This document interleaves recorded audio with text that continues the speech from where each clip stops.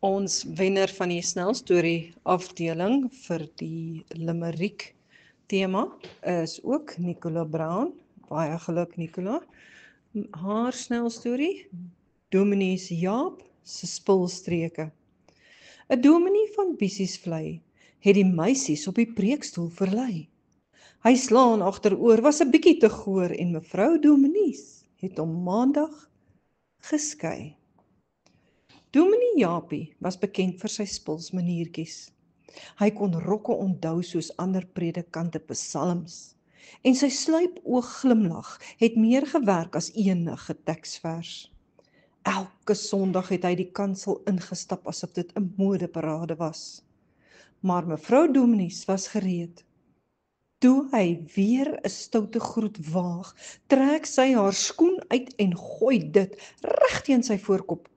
Sy hoed vlieg soos 'n vleer en hy val plat agteroor teen die kerkbank. Die gemeente bars uit van die lag. Oom Koos lag so hard, hy laat 'n poep gly wat deur die galery ekho. Sedertdien kyk ou Jaap net na kersligte.